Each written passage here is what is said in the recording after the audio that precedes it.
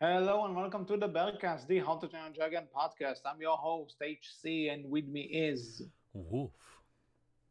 And today, guess what? We have another filler episode until the new trailer for The Hidden World is out. Woohoo! Anyone excited? Woo. Yeah, thank you, Wolf. Thank you for that. Anyway, so until The Hidden My World is. excitement cannot be contained. We can always hear in every episode how enthusiastic you are about any topic. Certainly. Especially when you want Hiccup to die based on last episode. But anyway, so today we're going to talk about the How to Train a Dragon deleted scenes. Now, if people are confused with an episode we did about early How to Train a Dragon 2 storyboards and stuff, we're talking about the deleted scenes that are on the Blu-ray and DVD versions of the films. So that doesn't count necessarily. We're only talking about the stuff that's on the Blu-ray and DVD with some director commentary and stuff. So with all that said, actually, before we start talking about those deleted scenes, Wolf, what are your thoughts about watching deleted scenes on Blu-rays and DVDs? Is it something you do? Is it something you look forward to when you get a DVD? I don't know if it's something I say I look forward to. I think it's a nice bonus to have, but it's not something that I have to have, I guess you would say. But I don't mind it. I think it can be enjoyable and can always give you an interesting look into a bit of the creative process that the creators went through in creating characters or scenes and kind of how they decided to show what they wanted to show, right? Because that's the biggest thing about movies is showing, not telling. And so it can always be interesting to see, like, this is a way we thought we could have shown it, and we decided either we didn't have the time or we decided there was a better way to do that. It's always interesting to see. Yeah. As someone, it's something I liked a lot. I wouldn't get a DVD or a Blu-ray just for this thing, but it is something I like going to, and especially if you can have a director's commentary before or during the scenes, and see, and like you said, see exactly why it was cut or why was it changed. Sometimes I would even argue that the deleted scenes are better and would have made the movie better. You know, Amazing Spider-Man 2, for instance, in some cases. But, like you said, it's not the thing I get the DVD for, but it's there and it's nice and it is interesting because, nobody knows what happens behind the scenes of a movie other than the people working on the movie. So it is a nice sneak peek into it, I guess. Now, Absolutely. and on that note, before we actually go into this, I do want to say that for the deleted scenes of How to Train a Dragon 1, even though both Dean Dobla and Chris Sanders directed it, only Dean is given the commentary. Like before a scene starts, he's the only one. You only see him talking about the scene and why it was cut, what the intention was, and everything. And funny thing, this is also the case with the Lilo and Stitch deleted scenes. If I recall correctly, I didn't have time to check before this, but it's also just Dean talking about this with no Chris Sanders in sight. I think it's kind of interesting. I don't know. Chris Sanders doesn't like talking with us. He hates his Yeah. fans. That kind of contradicts the fact that you can see him a lot in the Lilo and Stitch behind the scenes. Hell, one of the featurettes starts with him taking a Stitch sculpture head and go, welcome to the making of my movie," or something like that in Stitch's voice. So debatable. Anyway, on to How to Train. So the first deleted scenes we have, actually there are only two deleted scenes for the first film, and Three. so three. Yeah. I recall two. Scroll down in the list. I see a third one listed here. Yeah, okay. So the third one is not about of the Blu-ray, at least none that I saw. Ooh. Blu-ray's just not good enough now. I knew it. Uh, Not worth getting. No, the Blu-rays are awesome. But anyway, but even so, just three scenes, like a lot of anime movies usually have a lot more than that. Maybe it has something to do with the fact they didn't have much time to work on this. So Well, we definitely know, right? Like when they came in, they scrapped everything that had originally been worked on and then redid it all, and they were very much. I think the way I but understand it, they worked themselves to death a lot just to really finish the first yeah, movie. But because I think, don't quote me on that. I think they had like a year and a half to go through the entire thing, mm, rewrite everything from the beginning and so. So that might explain it. You kind of have to stick with your gut and not every. And there, I have an interesting point regarding this, and it kind of connects to the scene that apparently this might take have taken place right after the beginning. Like it might have been the replacement scene for when Hiccup and Gabber are talking outside of Hiccup's house before he goes mm, looking for Toothless. And you can tell because some of the dialogue, I think they use the same dialogue. Like, the excuse me, Bellmaid, I'm afraid you brought me the wrong offspring, and mm, all them, you're looking at this the wrong way. It's not what you look like he has a problem with. It's everything that it's what on the inside that he doesn't like. Thank you for summing it up. That's a part of the scene. This dialogue happens in this scene. Mm. yeah, this is So definitely like the longer form scene since it. And we're talking about Axe to Grind. I don't know if we mentioned the name. yeah, axe to grind. That's It's the the name. first deleted scene from How to Train from the first movie. Like this scene is definitely more a little bit. This scene is more about Hiccup crushing on Astrid and how he sees Astrid than it is what we got from the movie with Gobber and Hiccup. Mhm. Yeah, although, and looking at this, it's not that it's a bad scene in Mm-hmm. from what we've seen in this, but like Dean says before the scene starts, they found better ways to do it in a more natural and I think a quicker way, which is good. Like, because at the end of the day, do we really need this scene after the beginning where we see Hiccup having googly eyes for Astrid and she walks in slow mo from that explosion? Do you really need a scene to set it up? Because that's enough. Well, I mean, you have to ask, right? Would if you take that away, would this have been better? Like, you mean take out what the small Take out moment I said? take out I the said, moment from the movie that did make it in, that being Astrid walking away from an explosion in slow motion and Hiccup kind of ogling her. Take that away and just put this scene in instead. Do you think this would have been better for that? um, it's kind of hard to say now um, because we have the movie in its fall so I could tell you the scene that made it in with the Hiccup and Gabber leads to Hiccup going to look for Toothless in a more natural way. I can tell you that, but I have no idea. Like, if we have a version of the movie where, like you said, that moment that made it into the movie at the start didn't make it in, but this scene did, how would it lead to Hiccup looking for Toothless in the woods?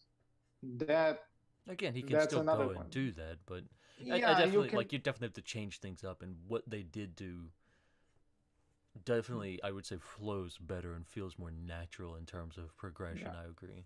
Uh, Something you hear Dean say a lot in How to Train Your Dragon 1's case and 2's case, he would talk about a lot.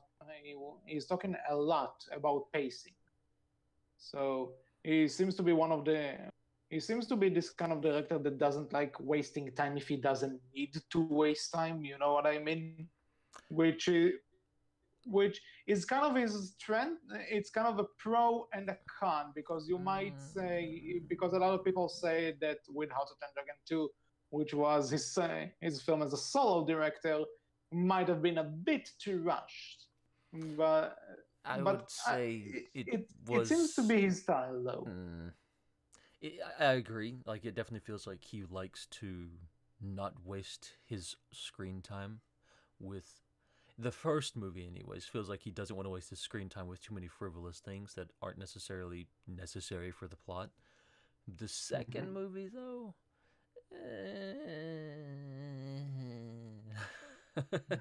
We'll get to it. But but regarding this thing though, forget make it to the movie or not. It does it does kind of talk about something that we might have heard a bit of in the show, but in the movies it's kind of ignored, which is Astrid's parents. Mm-hmm. Because according to the axe she uses was given to her by her mother, and it's kind of like a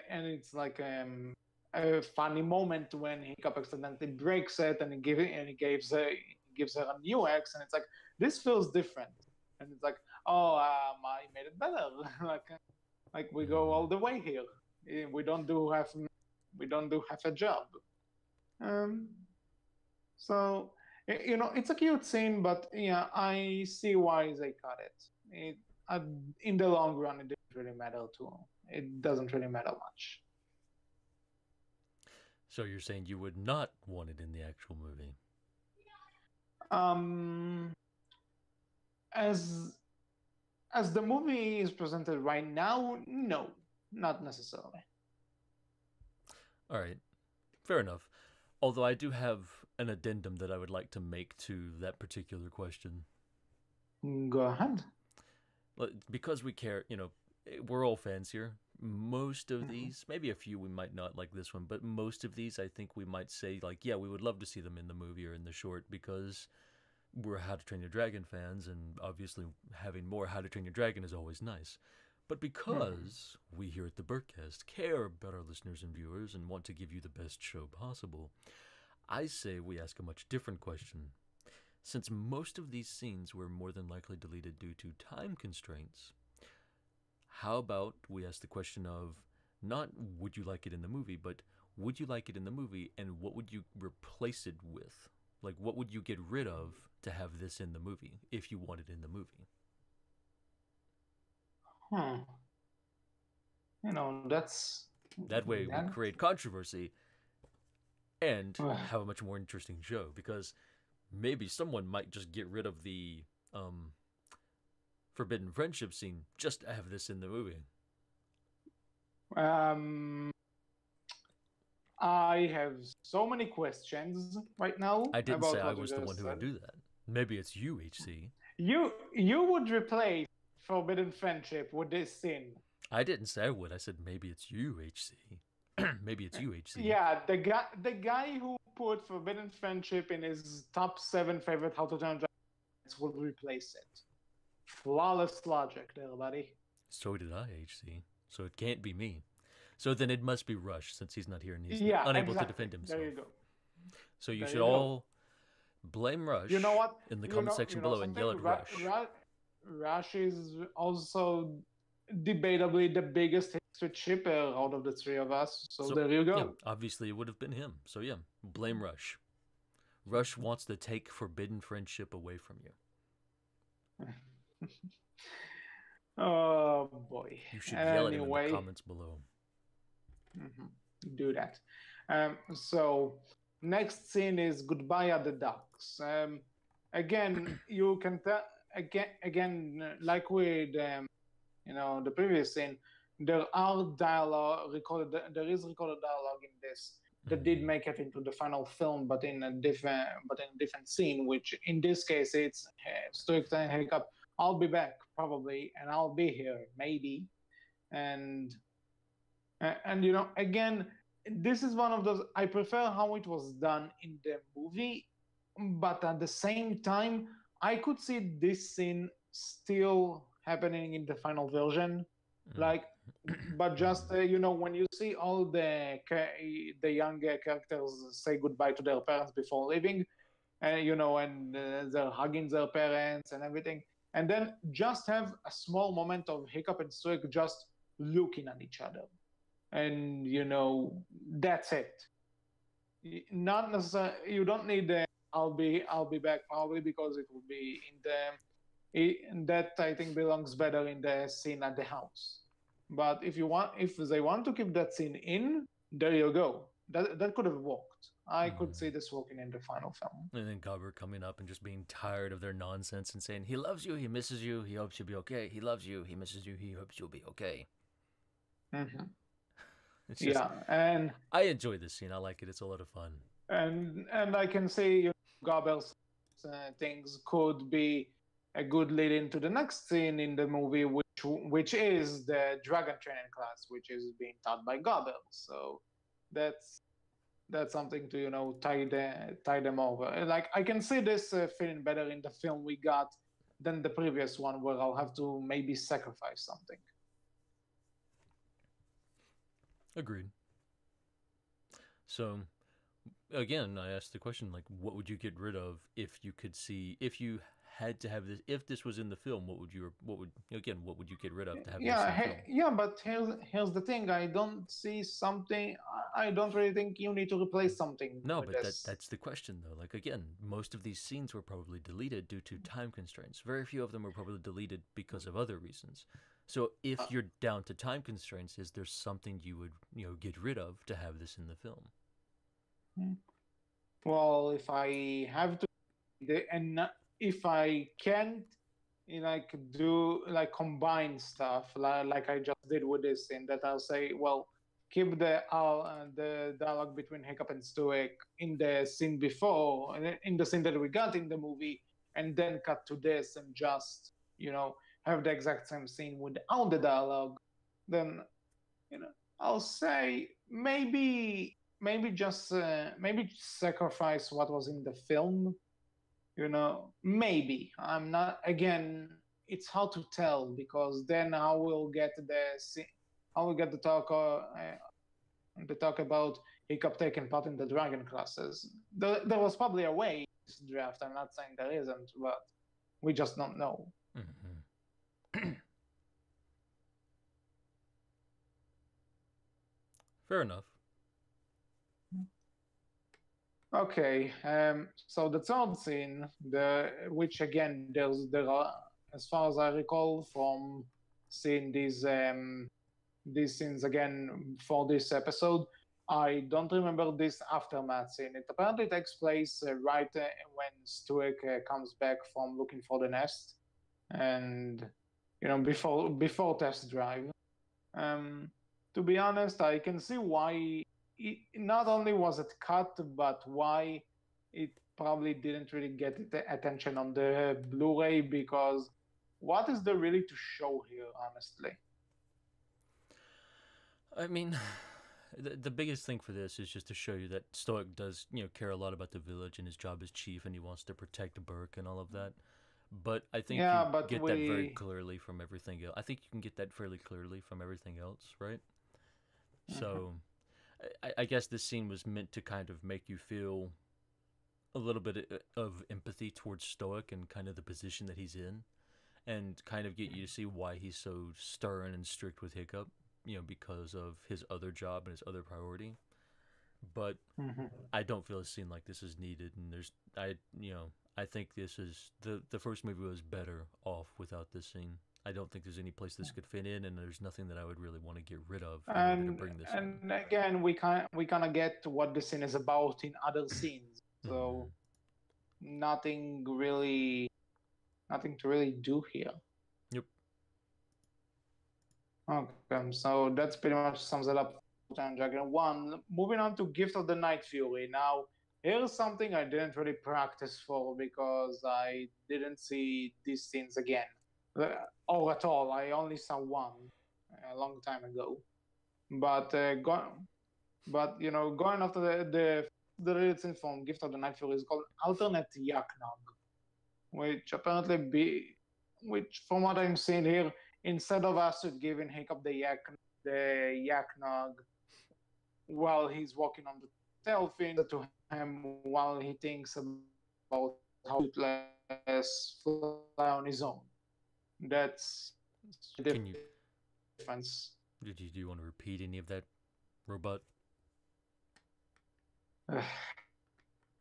Okay. It doesn't seem different from the scene we got in the actual short.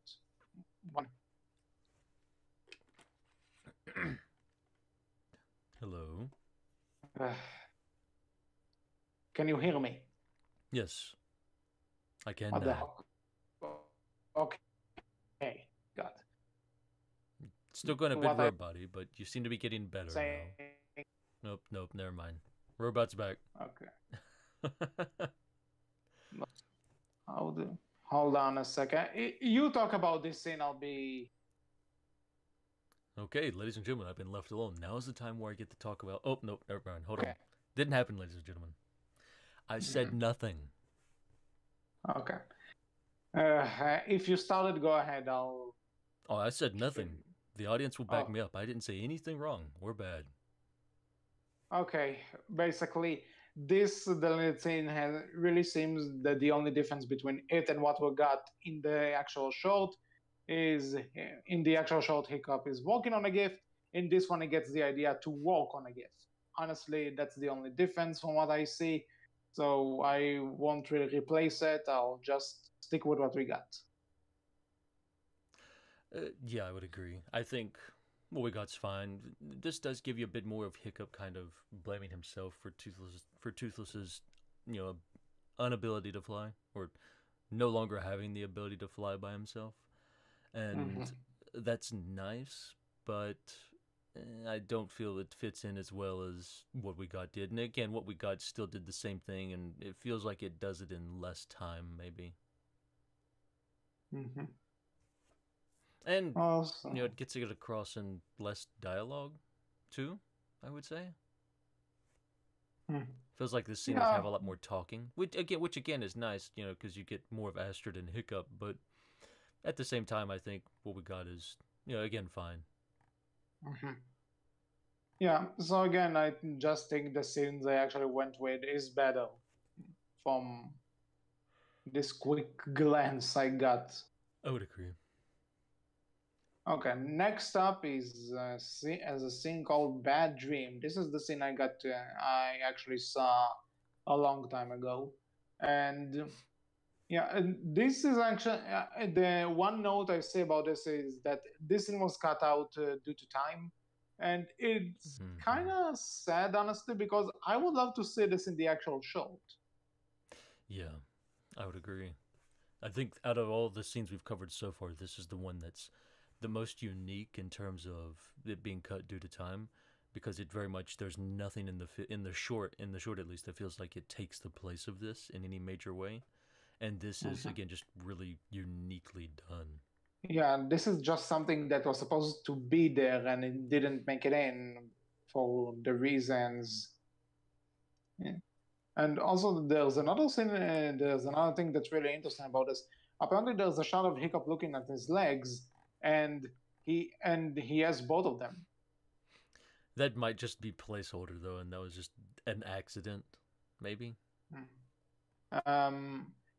Because this could have been an interesting, tidbit. Like if if Hiccup loses Toothless, I don't know. Though it is a dream, and maybe that was their way of showing that it's a dream. In the dream, he has both his legs, so maybe that was their way of getting that information across, right?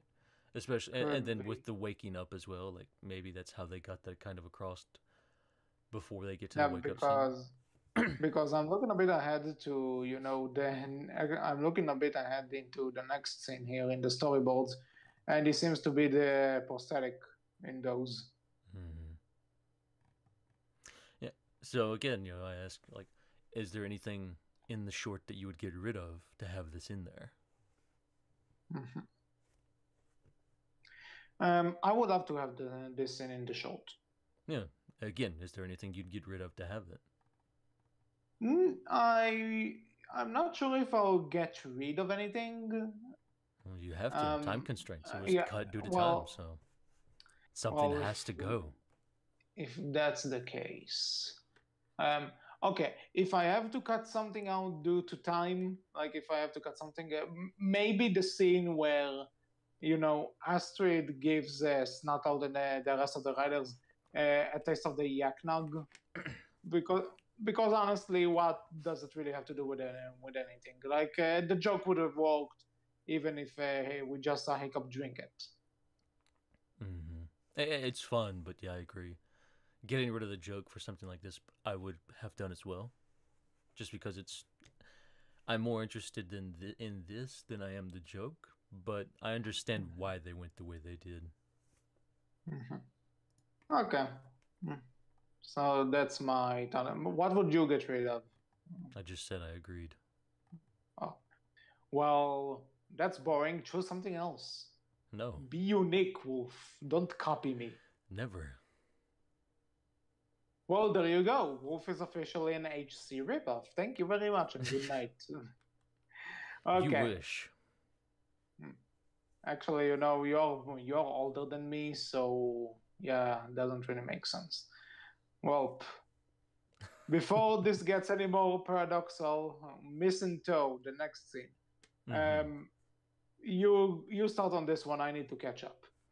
This one is just the scene where Hiccup is walking through the village and Astrid suddenly steps up and punches him because he walked under the missing toe, a reference to mistletoe, except it's literally a missing toe. It's literally a severed toe hanging off of a string because Vikings and because that's what we do, obviously. So Mm-hmm.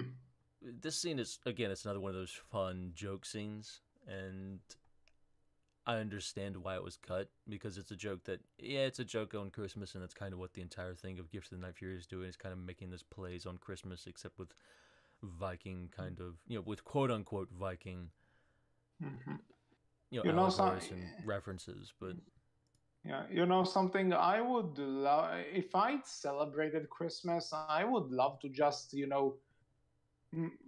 like if I found a missing toe in the street, okay, not necessarily cut anyone's, and just put two people under it, and like you're under a missing toe. What will you do?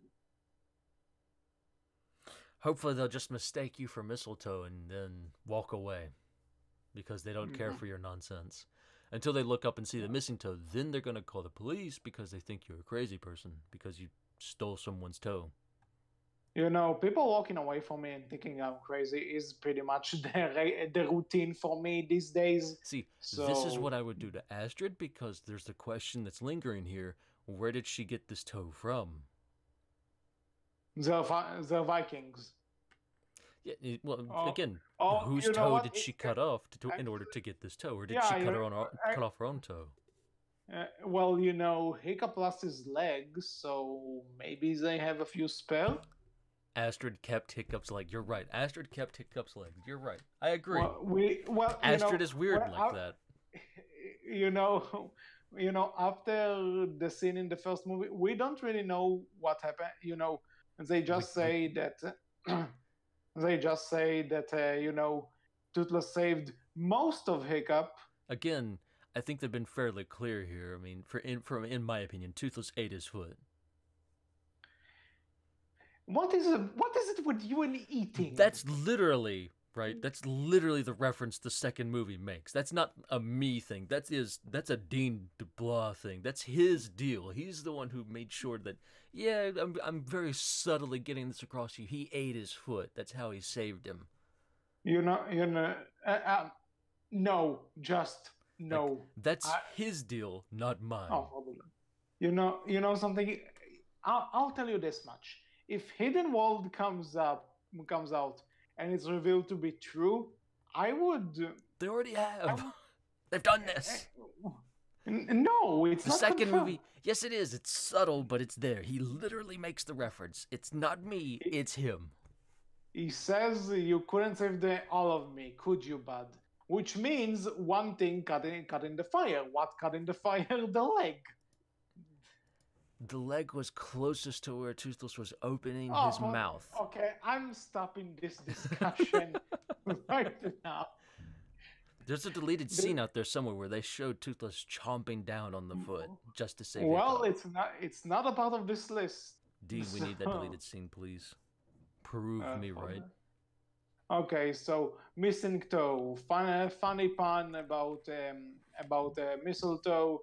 That's the gist. moving on. Yeah, not something I would take anything away from Gift of the Night Yeah. Fury for. Like, I think what's there is much better, and I think the Yak Knock joke serves its purpose a lot better and kind of gets across like, hey, we're doing fun stuff with Christmas ideas. This is fun. I'm glad we get to see it as a deleted scene, but it's not something that I think needs to be in Gift of the Night Fury.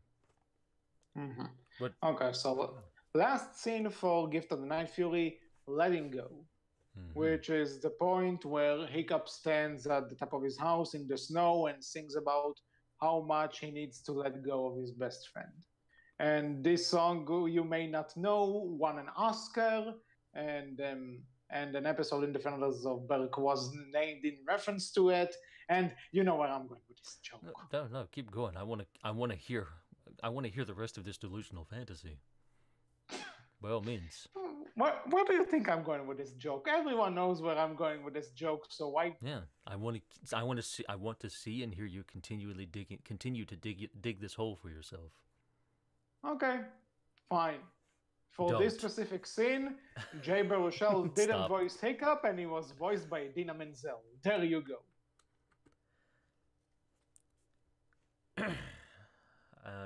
Regrets. You have no regrets, or you have all the regrets? All the regrets. Always, all the time. Mm-hmm. Well, if I go down, you're going down with me. Anyway. So Gobber approaches Turek, who is busy clearing a flock of sheep by tossing them back into their pen. The chief, you know what? You saw the scene. Ignore me reading this. What do you think? Technically, I didn't see any of these scenes, as I said before. I just kind of read through the synopsis of them all. But I think, again, this is a nice scene. Like, it's a good scene between Stoic and Gobber and kind of showing how... I don't really know exactly what it's kind of trying to show, to be honest. It's a nice scene which shows I don't know. It seems like, right, like this comes after the Gronkle takes Hiccup away, and Gobber is there to tell Stoic that that's what happened, and Stoic gets mad at Hiccup for disobeying his orders, even though it wasn't really Hiccup's choice to do so. So, I guess it's still showing How dare you get dragged by a dragon to an island where dragon lay eggs, apparently. I guess it's one of those things where Stoic doesn't know that, and it's trying to show that he does care about Hiccup, so he gets angry that, Hiccup disobeyed his orders and didn't listen to him again. And they kind of go into a moment where Gobber tells him, I think there's more to it than that. And, Stoic comes out and says, yeah, I kind of, want us to run the village together, right? Mm-hmm. I think this is a nice scene that could have, done well with the second movie, and in considering Stoic's death in the second movie, I think if we had this scene to look back on in Gift of the Night Fury, it would have really hit home.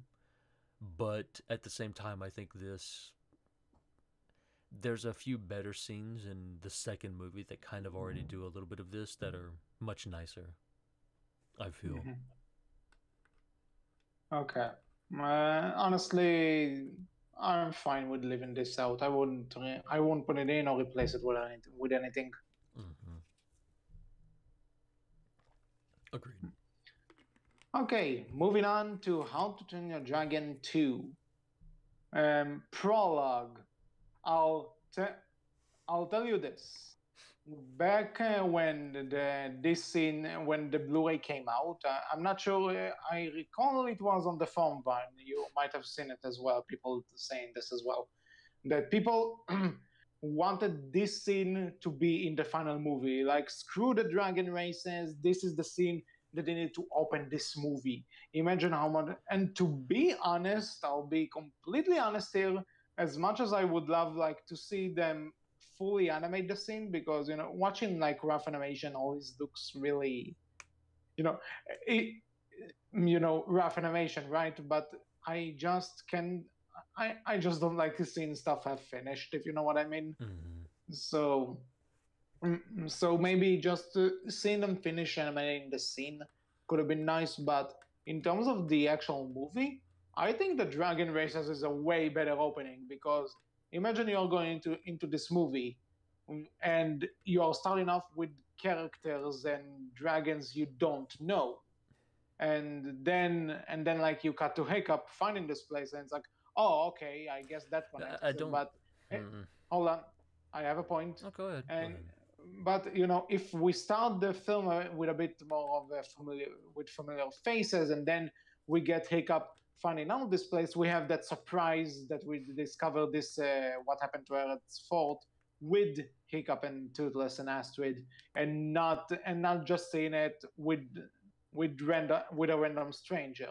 And it will also, and if we saw Valka before and at the beginning, it would also probably lessen the effect of seeing her again when Hiccup meets her later on in the film. That's my take. That last bit, I don't know. I feel like it would have been an interesting way to introduce Valka, right? To introduce Valka, and I think it would have given you a bit more with her character than just kind of pop up through the clouds out of nowhere. Hi, I'm here now. I'm a part of this film now. But again, in this kind of world, it's maybe because it's a fantasy world or something, but the mystery kind of is got. Yeah, I was I going like to get the to that. mystery more. The more mysterious nature to what happened to Eretz Ford, and then just seeing Valka pop out of nowhere. I think the second movie handled it better the way they did it.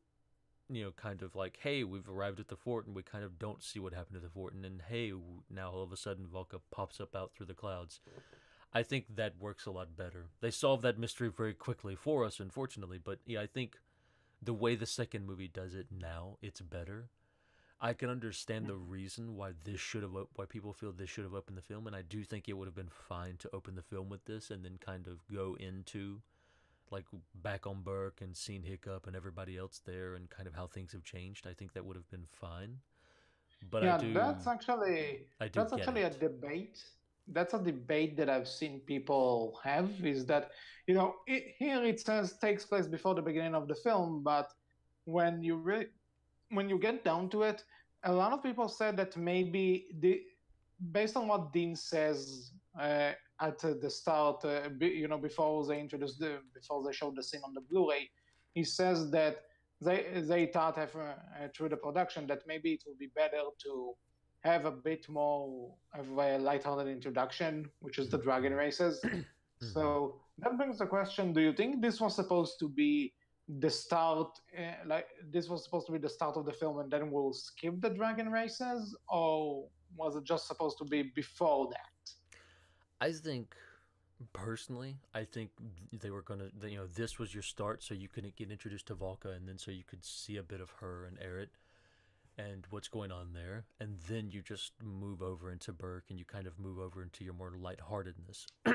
Because Burke doesn't know what's coming, they don't know what's going on, so they're being more lighthearted and more joyful and celebrating.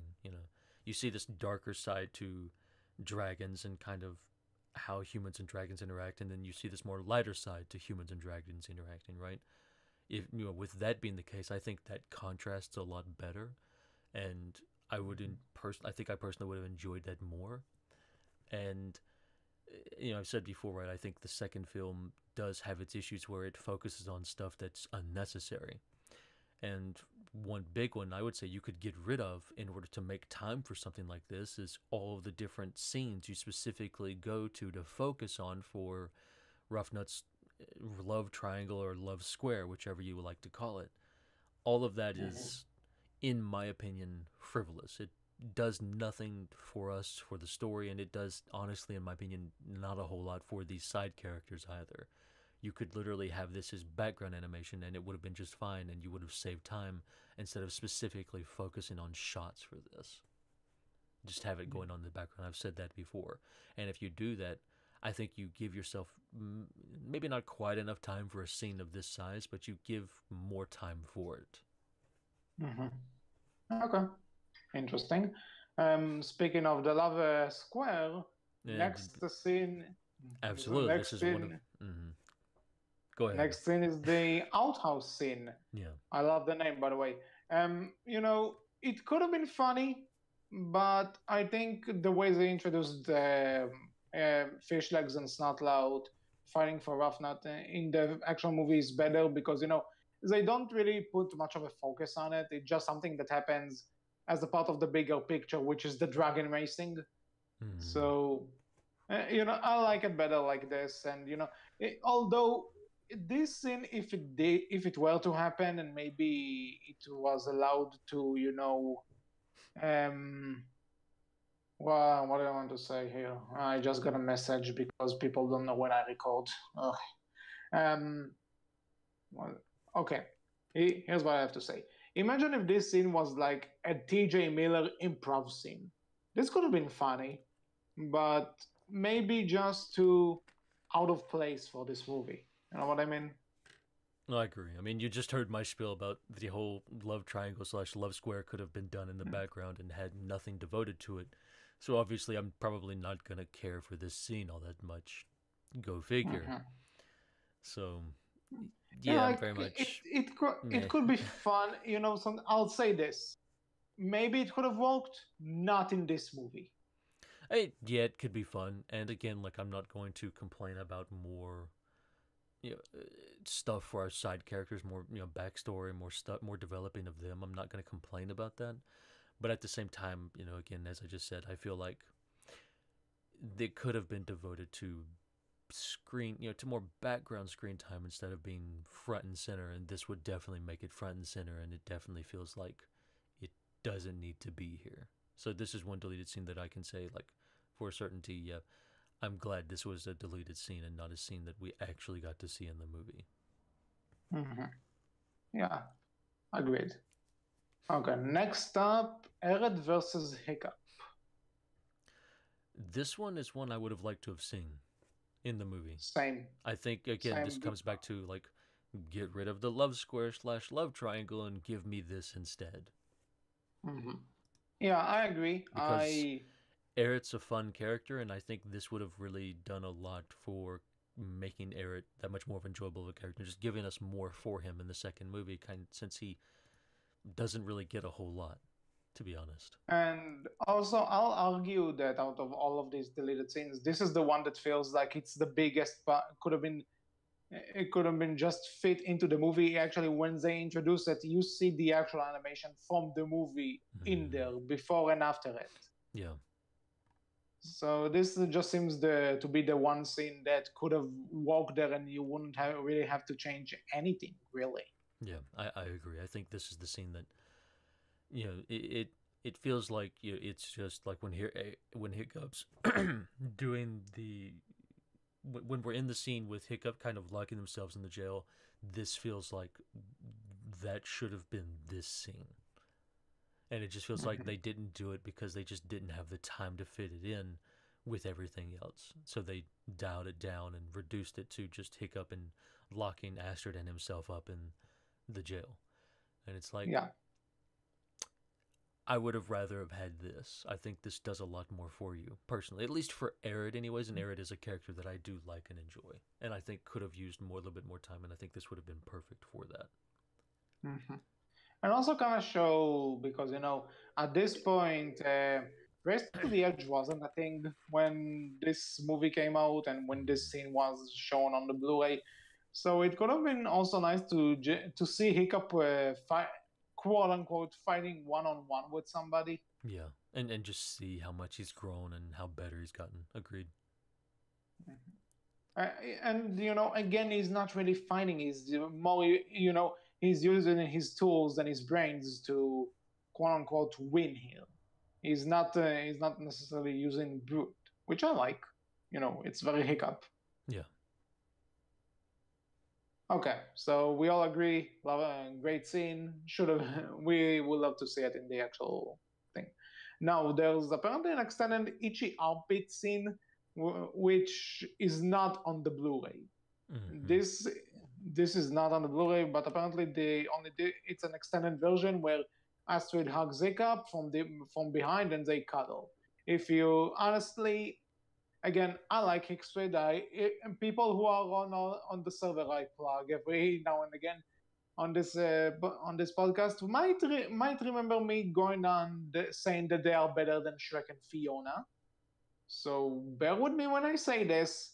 We have, if we want to see this, there are fan artists that can give it to you.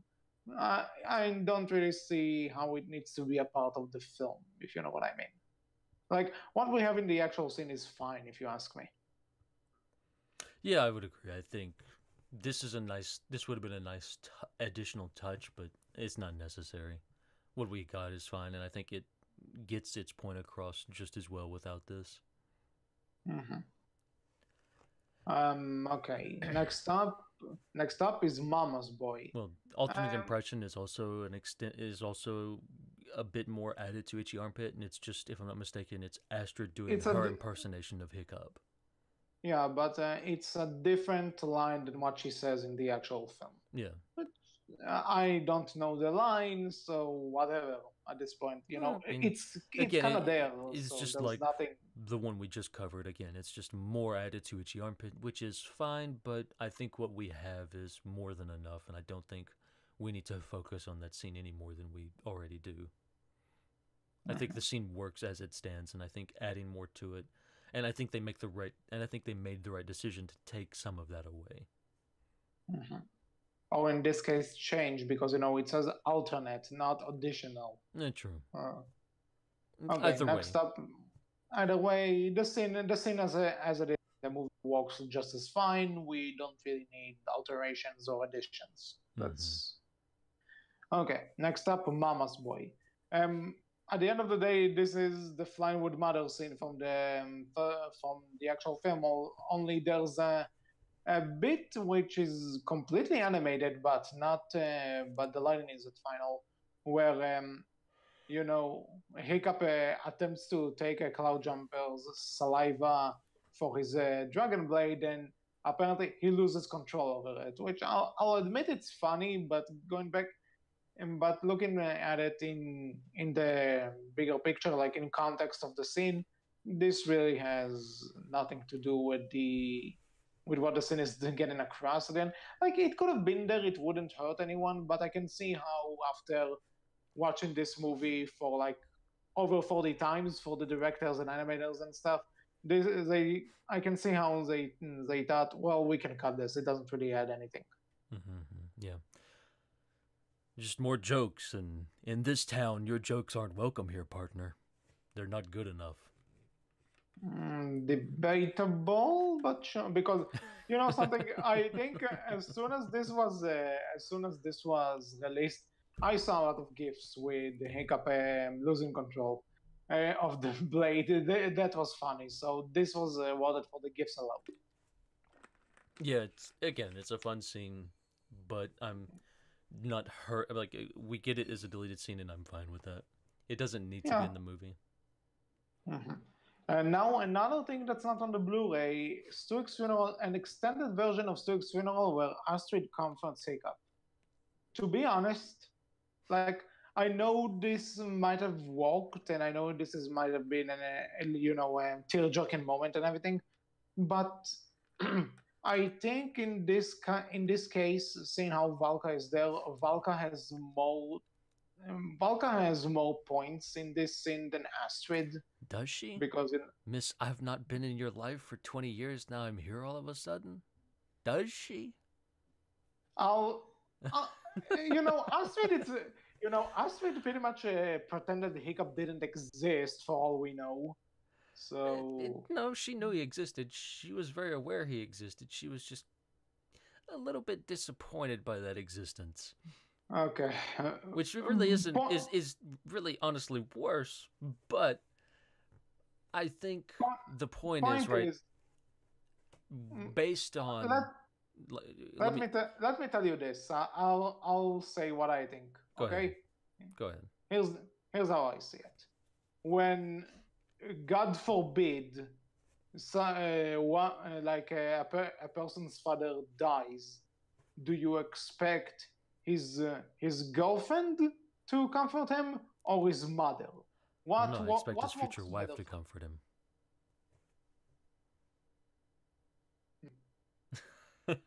And he is being serious, right? Like, I think that it's all depends on who you're closest to, right? At this point, I would say he's probably closer with Astrid than he is with Volka. But at the same time, we did get the scene before this, basically foreshadowing this moment where you have them as a family getting back together and kind of having that familiar moment where Stoic does say, like, I thought I'd have to die to have this moment again. It does ring a bit more. I think it does bring it a bit more home that it's Volka standing there being the one comforting him now at this point, based off of what happened before. It would be a little bit weird there's if it was Astrid, right? yeah, So and again, considering what Volka says eventually, inspires Hiccup to for lack of better term, man up and actually become the chief he needs to be. mhm. In terms of what that speech is, who knows? Maybe if it was Astrid, the speech would have been different. But as is, who do you think will Astrid knows Tuik as her chief. Valka knows Tuik as her husband. Which one had which one had a deep, more personal connection to Tuik then? Yeah, I think it's Which one of the two could tell Hiccup, when you came to this world, you were so fragile, but your father always believed in you. yeah, I think Astrid it's is not that person. yeah, I would agree. It's absolutely like this scene depends more on the familial bond than it does on that bond of love that Hiccup and Astrid have, right? Like it's definitely more about how Valka knew and understood Stoic and how she knew and understood how he looked at Hiccup and how he saw Hiccup. Even though that may not have been as clear to Hiccup specifically, it was clear to her. And Yes. that's what's important there. And that's why it's, Volka being the one to do that, and that's why we don't really need Astrid doing this, right? You could have Astrid be there comforting Hiccup as well, and then still have the speech and everything. But I think it's fine that they took this out and went with what they did to shorten the scene a bit. I think it still works, and it's just as impactful. And I don't think this would make it more impactful. Yeah. Okay, I think that's pretty much it. Join us in I don't know, 3 years when we'll do How to Train Your Dragon: The Hidden Worlds deleted scenes. Quick Maybe it won't have calculation. any. We don't know. Hmm. Maybe it will be the most perfect film ever made. Well, even if it will be the most perfect film ever made, there will probably be deleted scenes as well. No, if it's the most perfect film ever made, then there can be no deleted scenes. They had the perfect amount of time to fit the perfect amount of things in. Wolf. Are you a film major? No. But we've already established I would be an amazing director. Yeah, but point is, let me tell you, even if it will be the best film ever made, no questions asked, your opinion is wrong if you're saying otherwise, there would be deleted scenes. Trust me on this. DreamWorks, call me. How to Train Your Dragon reboot in 20 years. I got you covered. Yeah, you'll do that Dawn of the New Races thing that's been floating around in the last couple of days. Oh, no. No. We've already talked about what I would do, HC. Do you not remember? Yeah, we talked about what you would do, but then if DreamWorks actually hire you, you have to do what they tell you, or your ass is fired. Good. No. Yeah. They would go with this idea just because I'm me. They know I got this. They know it would sell a ton. Be perfect. DreamWorks, call me. Jeffrey Katzenberg is listening to you saying this and say, "Sir, who the hell are you?" Call me, DreamWorks. We'll make millions. Ending the show before this goes on any longer. Yeah, so anyway, that's been all for this episode, Berkcast. We hope you enjoyed. What is your favorite deleted scene that we talked about today, and what would you replace in order to have that scene in the final product? Whatever your thoughts are, you can tell us all about that in the comment section below, on Tumblr, where we are known as Berkcast Team, on Twitter, where we are known as Berkcast with a capital B, capital C, and you can find all of us on the How to Train Your Dragon Valhalla Discord server. So until next time, I was HC. And I've been Wolf. And we will talk to you all next time about how much Wolf can direct a film. Take care. Bye-bye. Call me.